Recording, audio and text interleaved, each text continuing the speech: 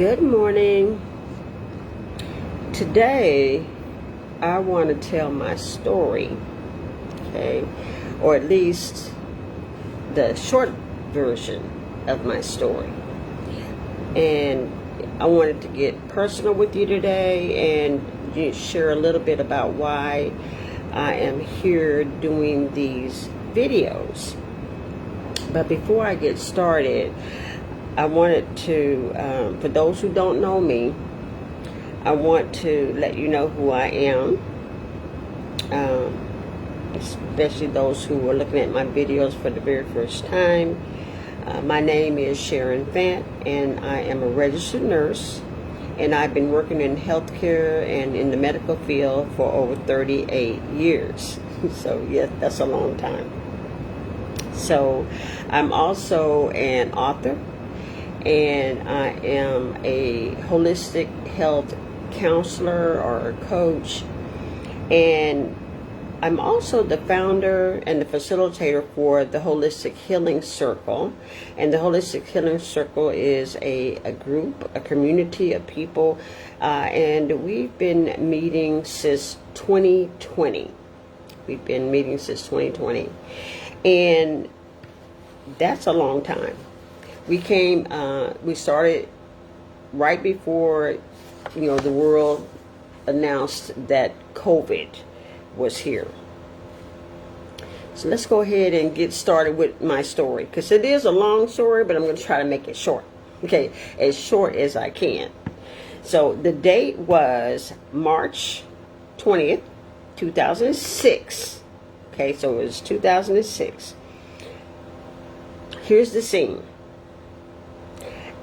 I was lying in the hospital bed in the emergency room, and I was asking myself, how did I get here? Okay, and what happened? So the last thing I remembered was going to give blood at work during our annual blood drive. Now I don't know how many of you have ever given blood. This was going to be my first time to give blood. And so, I really didn't know what to expect.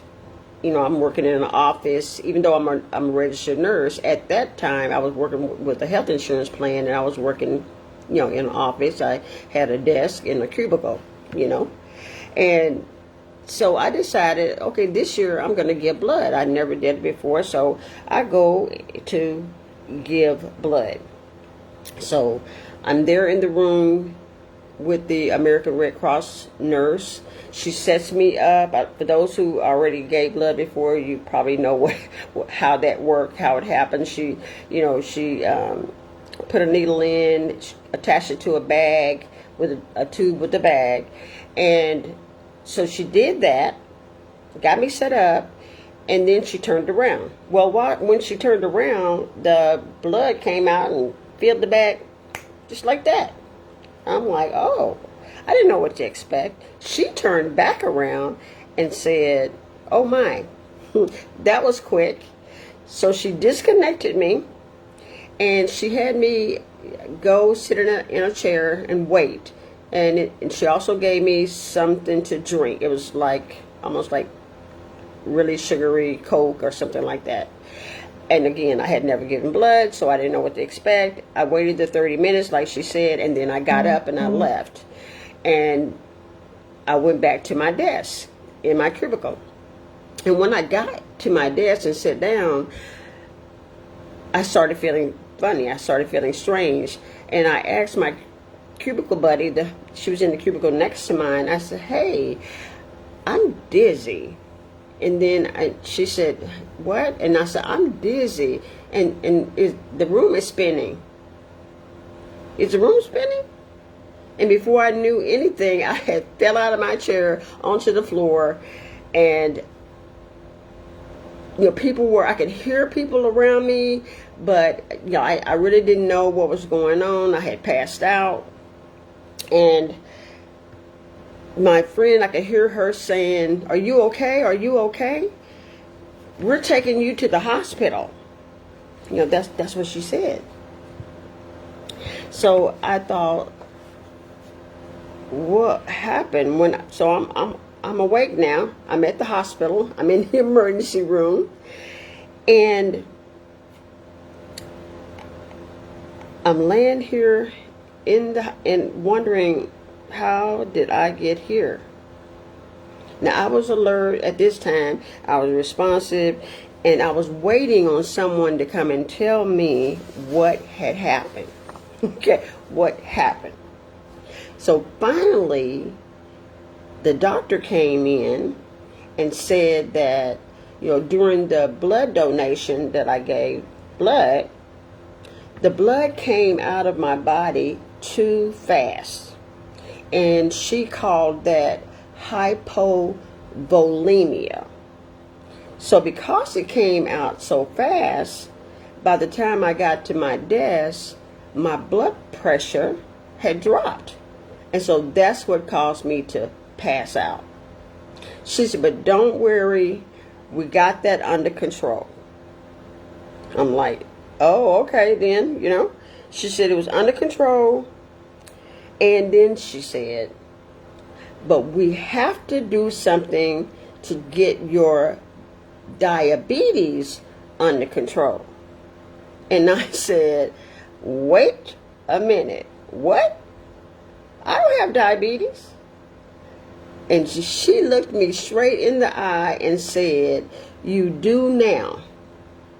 She said, your blood sugar was so high that we're going to have to give you some medications. I'm like, oh my goodness. I guess if it wasn't for that episode, I wouldn't have known that, quote unquote, my blood sugar was high, which totally was unrelated to me giving blood. Okay. So with that being said,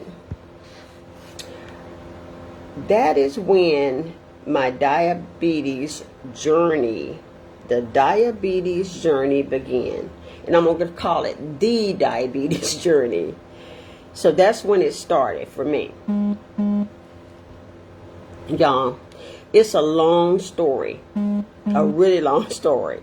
And I wrote a book about it. So I have my book here that I wrote. It's called Your Doctor's Not the Boss of You. It's available on Amazon. And so it tells the full story. Okay, it tells the full story of what happened. So in the emergency room, before they let me go, they gave me like 3-4 different prescriptions for different things, right? So I took the prescriptions and I left. And I did not want to have prescriptions, because at that time I wasn't taking any medications at all, none. And now I'm leaving the hospital with like 3-4 different medications, prescriptions. And I went ahead and got the prescriptions filled, even though I did it reluctantly. And then after that, I had a follow-up with my primary care physician. And in the follow-up, they started me on diabetic medications. They said, you're going to be on, the doctor at the hospital ER had given me the prescriptions, and then my PCP validated those prescriptions and said, yes, go ahead and get your prescription filled.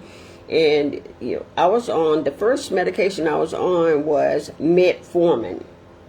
Okay, that is the most common diabetic medication that's prescribed. So in the comments, I know some of you have been on metformin, if you have ever been told that you were diabetic. So I was on metformin. I was on 500 milligrams once a day. Okay. So mind you, this is back in 2006. So I started out with 500 milligrams once a day. And then as time progressed, I got on 500 milligrams twice a day. Then a couple years passed. Then I got on 1,000 milligrams twice a day. And time progressed. Okay. And all the time I'm thinking, I'm doing exactly what the doctor says. I'm following his orders. I'm being a good patient. I'm being a good nurse, and I'm following the instructions. They gave me these little short amount of instructions, and at the time, I was a home health visiting nurse, so I was teaching patients about diabetes. I was teaching my home health patients about their disease processes, and I had a lot of people who were diabetic. So I was teaching them how to give themselves shots and how to do this and how to do that, how to take care of their feet, all of the things that people learn when they are a diabetic. So I was teaching that to home health patients, but I never thought it would happen to me, right? And with that, I was doing what I taught my patients to do, okay? But it didn't seem like I was getting any better. And kind of like I mentioned the other day, or it might have been yesterday, when we're on medications, people get a prescription for medication and they're on for life. They're on forever, until they do something about it. So I'm doing everything, but my blood sugars were not being quote unquote controlled. And to the point of years later, the doctor started putting me, or actually trying to convince me, because I was totally against insulin injections. So he started putting me on insulin injections. And I'm like, I don't want insulin injections. What else can I do? They gave me more pills. I got prescribed a different type of pill, and then a different type of pill. So I was always on some kind of new, I'm going to call it experimental drug, with these prescriptions. And some of them are pretty expensive. Even though my insurance paid for it, I would want to know, well, how much does that cost? If I didn't have insurance, how much would that cost? And, some of it was pretty expensive for people who don't have insurance. So I'm still following my doctor's advice. I went ahead, reluctantly got on the insulin injections. So I was on one insulin injection per day. And, I had to give it to myself. And then I did that for like a year, and then all of a sudden it wasn't working. And then I got on a different type of insulin. So I started out with a short-acting insulin, and then eventually I got on a long-acting insulin. So I had two different types of insulin that I was taking. Okay, so a short-acting and a long-acting. And I had different doses. They had different doses. So I got to the point that I was giving myself 4 insulin injections per day. 4 insulin injections per day. Yep, you heard me right. Okay. So I'm doing this. I'm trying to manage my life. I am, at the point of disgust, because I couldn't stand the fact that I'm giving myself 4 insulin injections per day. So I did that for over a year, maybe 2. And then one day, on my way to Toastmasters, so I'm a member of Toastmasters International, so our club meets at 6:50 a.m. And so I'm rushing. I got up a little later than I expected to. I'm rushing. I'm trying to fix something because we always have breakfast, and I was like bringing something to help with the breakfast. And I'm getting ready, and I gave myself the 2 injections, the 2 different insulin injections. I'm talking about 2 at one time. So I'm giving myself this. I'm rushing, and then I leave the house. I hit the road. I'm on the freeway because I have to go to freeway 610 loop to get to where I'm going. And on my way on the freeway, the thought came to my mind, you gave yourself the wrong medicine. I'm like, what is happening? And then I started having this fear come up, and And I thought, did I mix up my medicine? Because the long-acting dose was like, I think it was like 10 milligram. No. The long-acting dose was like 40 milligram, 40 units, excuse me. And the short-acting was like 10 or something like that. And I told myself, you mixed it up. You gave yourself the wrong amount of the short-acting insulin. And I was so fearful. My heart was pounding. I'm on the freeway. I'm like, what's going to happen now? Because if I did that, then my blood sugar is going to drop. And I am going to go in a coma. And I'm rushing, I'm speeding, I'm on the freeway, and I get to the office where we had our Toastmasters meeting. I get out of my car, I'm screaming, and I'm asking people in the building, hey, I need sugar, I need juice, whatever you have that's sweet, I need it. And they were like, what is going on? And I'm like, they gave me sugar. We just opened up packages of sugar and I dumped them in my mouth. I mean, that's how serious it was. And they called 911. Okay. 911 came. And at this time, I was a little settled, but the 911, checked me over, gave me a head to toe type of thing.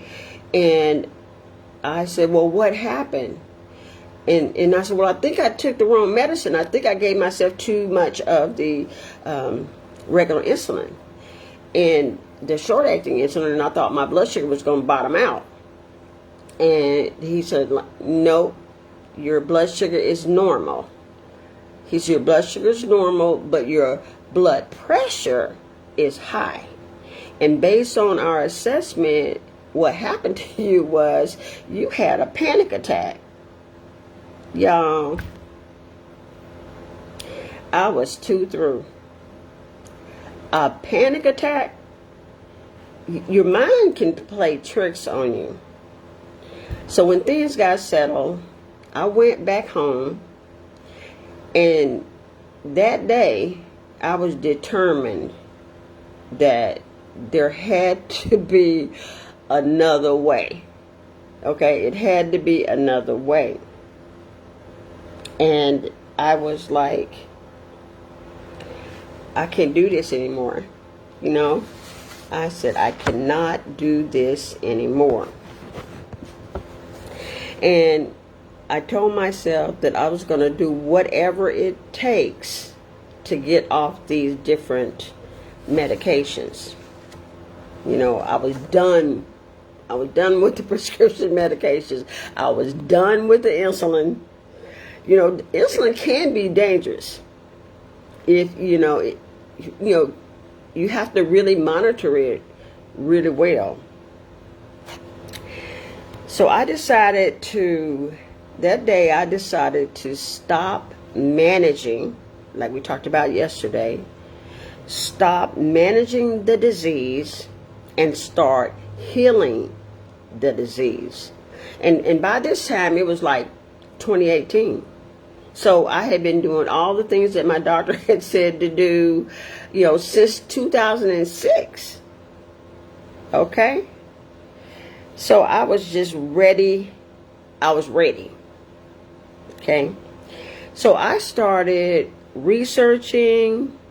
I started teaching myself. I started learning. I started reading books, all about diabetes. Before that time, I didn't really take it seriously. I did not intentionally decide until that day that this is not going to work for me, and I need to do whatever I need to do to reverse the diabetes. So that was my intention now. I was going to reverse the diabetes. But all this whole time, all these years, I had been told that once you get diabetes, you're going to have it for the rest of your life. There are other diseases that people can get, and they tell you you're going to have this for the rest of your life. You just might as well get used to it. You'll start learning how to manage it and blah, blah, blah, right? And so I did that. I did what the doctors say. I believed him that it was, nothing can be done about it. You're going to have it for the rest of your life. I believed that. But that day, my mind was changed. I said, there has to be a better way. There has to be something else out here. So with the research I did, I started listening to my body. I was taking workshops. I was doing all types of things. And I tried herbs. And I cleaned up my diet. And I worked on my trauma. Like, why would I say that? I worked on my trauma. I had been through some stuff. Okay? I've been divorced twice. I had 4 children. And yeah, I had trauma. I didn't even realize I had trauma.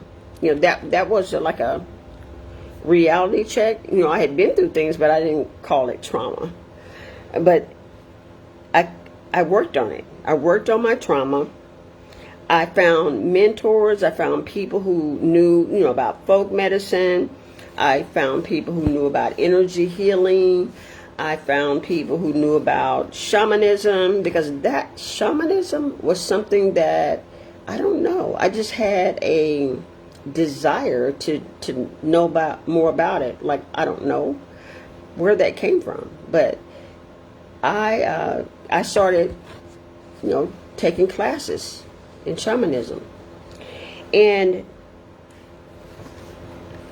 I found a doctor through a conversation with a friend. I found a doctor that believed that diabetes could be reversed. So with the things that I had learned and being on his program, now let me tell you about his program. His program was $5,000. It was a 3-month program, and it was $5,000. And I decided, okay, I think I'm gonna sign up for his program. But my insurance did not pay for it. My insurance refused to pay for it. I don't know why. So I ended up having to pay for it out of my own pocket. But it was worth it. So with his help, he ran more tests that I had never heard of before. And with the program he had and the things that I was doing that I had learned to do on my own, I had reversed the type 2 diabetes in 3 months. My blood sugars and A1Cs were down. My A1C was down below normal, below what was normal. So when you got your blood sugar, your A1C is below what is considered quote unquote normal, then you are deemed to be reversed. The diabetes is deemed to be reversed at that point. So, I went from like A1C of 10, down to A1C of like 5. In 3 months, 90 days. So now, little by little, in that 3-month period, I came back to myself, and I didn't just reduce the medications that I was on, but I also reclaimed my life. I reclaimed my life. And now I help other women do the same thing through the Holistic Healing Circle community, where I have workshops, classes, other types of trainings, and we teach you about food and how you can use food as medicine. And I also do coaching. So I'm helping other people. And that is also when I I wrote my book back in 2018 when I got everything reversed. I wrote a book. I wrote my first book, this book, the one I just talked about. Your Doctor is Not the Boss of You, and it is available on Amazon. So, if you see your story in my story, you're not alone. And your story doesn't have to be about diabetes. Your story could be about some other quote unquote chronic disease that you're going to have for the rest of your life. Your story could be about that. Your story could be, you know, any disease that you've had for a long time. Or it could be a disease that you just were told. You were just told that you have this or you have that. What I want to say now is that if that's you, in the comments, if you're ready and you can see yourself in me, you know, if you can see that the things that happen to me are some of the things that are happening to you, no matter what your disease process is, it doesn't matter. Drop a heart emoji in the comments for me, or you can comment me too.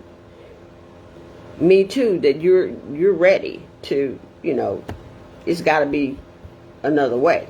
You're the one, you're saying that too. There's got to be another way. So if you've ever felt that way, yeah, let me know. Put a heart emoji in the comments or just comment me too. Okay? Now, tomorrow we'll answer the big question, what is holistic healing? I know you hear that term a lot. Not just from me, but it's all around. People are saying, you know, they're doing holistic. They're doing holistic living. They're living their lifestyle holistically. So tomorrow we're gonna, you know, kind of dip into what is holistic healing, and also what it's not. Because people already have preconceived ideas about what they think holistic healing is. They think it's woo-woo, okay? They think it's something, you know, against God or, you know, against religion or, you know, anything like that. But it's not that. So we're going to talk about what holistic healing is tomorrow. So tomorrow I'll be back at 7 a.m. Central Standard Time. That's the time we're in. The time zone that I'm in is Central Standard Time.